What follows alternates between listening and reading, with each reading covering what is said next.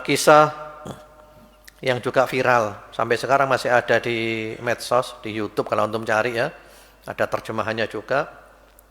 Ada seorang ulama di Timur Tengah itu khutbah menyampaikan kisah tentang satu orang dari Maroko. Ada ulama di Maroko mimpi Nabi ya, dan Nabi bilang dalam mimpinya itu, kamu pergi ke Mekah, kamu cari fulan bin fulan dan kamu bilang kepadanya bahwa dia adalah ahli surga. Lalu dia bangun, dia mikir, waduh ke Mekah jauh, masih mikir-mikir. Akhirnya belum punya keputusan ke Mekah. Nanti malam mimpi sama lagi, 2 kali mimpi. Dia masih mikir-mikir ke Mekah apa enggak ini. Ternyata malam ketiga mimpi lagi. 3 malam berturut-turut mimpi mirip kayak hadis tadi itu.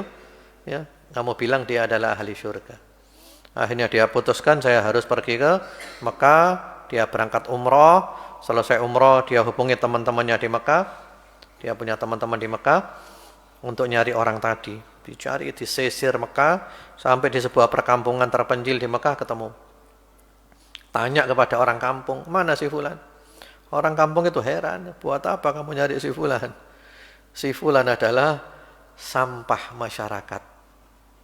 Sampah masyarakat. Wis tidak apa-apa, pokoknya mana. Akhirnya dibawa orangnya. Ini rombongan ini kaget lihat itu. Sama sekali tidak ada penampilan agama. Tidak ada penampilan agama belas. Wajahnya butek. Gak bercahaya wajahnya, butek wajahnya. Kemudian juga pakaiannya tidak islami, isbal. Jenggotnya dicukur, tidak ada penampilan agama sama sekali.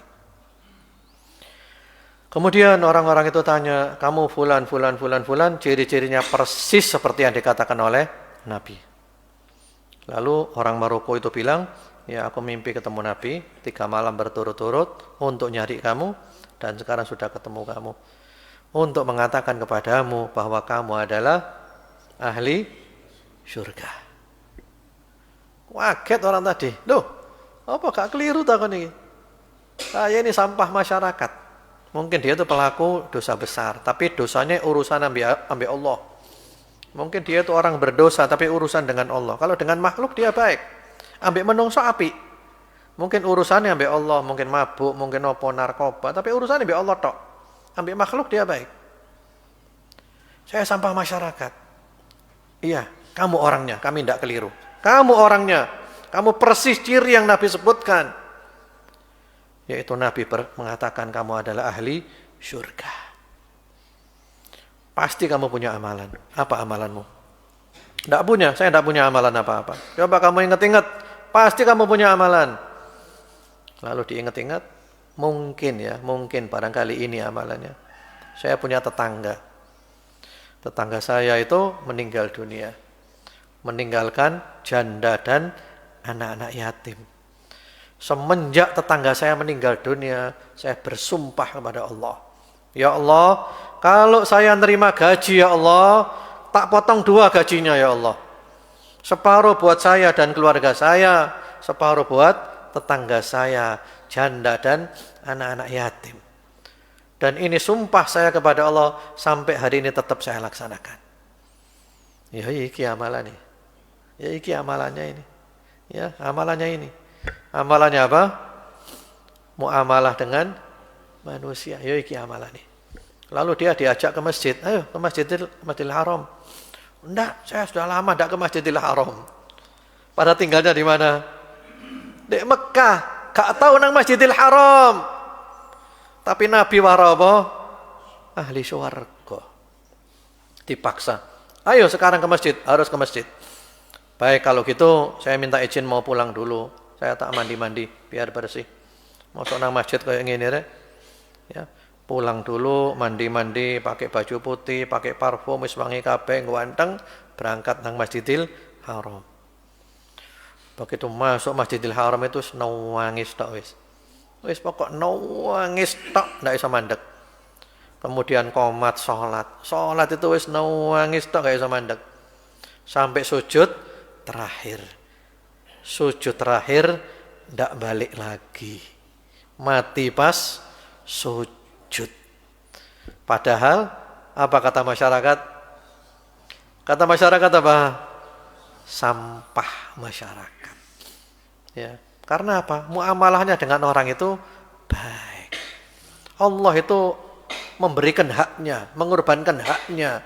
Yang penting berikan haknya makhluk. Gusti Allah itu apik, Gusti Allah itu gampang. Yang penting gak kafir, yang penting gak musyrik, yang penting gak nyakiti wong. Insya Allah Gusti Allah diampuni kabeh. Namun ini bukan berarti boleh berbuat dosa ya, jangan salah paham loh ya, jangan salah paham. Kemudian contohnya lagi adalah kaum Khawarij. Wis kurang apa kita kaum Khawarij? Khawarij seperti apa? Katanya Nabi, sholatmu dengan sholat mereka kalah, puasamu dengan puasa mereka kalah, baca Quranmu dengan baca Quran mereka kalah, tahajud tok, poso tok, moco Quran tok, sampai keningnya itu bukan hanya hitam, sampai terkelupas. Ibadah tok luar biasa. Apa katanya Nabi? Haulai kilabun nar. Mereka adalah anjing-anjing neraka. Soalnya atine elek, muamalah mbek wong iku elek, sombong, ujub. Kemudian juga hadis yang terakhir, seorang perempuan, Nabi ditanya, ya Rasulullah, fulana sha'ima qa'ima wa taf'al. Ya Rasulullah, ada perempuan rajin sholat tahajud, rajin puasa sunnah, sedekahnya gede, amalannya ini, amalannya itu, tapi ganggu tetangganya. Apa kata Nabi? Tidak ada kebaikan padanya, dia ahli neraka. Ya Rasulullah, fulana tusalli salawat al-khamas wa tasaddaq bi athwar. Ya Rasulullah, ada lagi seorang perempuan salatnya cuma 5 waktu, sedekahnya kecil, tapi dia tidak nyakiti orang, gak ganggu wong, gak nyakiti wong. Katanya Nabi apa? Hiya min ahli jannah, yaiku ahli swarga. Luar biasa ya. Jadi mari kita muhasabah diri kita. Tidak usah lihat orang, tidak usah nilai orang, kita aja. Bagaimana muamalah kita kepada makhluk. Sholat ini tujuannya adalah menjadikan kita baik sama makhluk. Puasa menjadikan kita baik sama makhluk. Ngaji Al-Quran menjadikan kita baik sama makhluk. Kalau masih buruk juga berarti kita gagal total.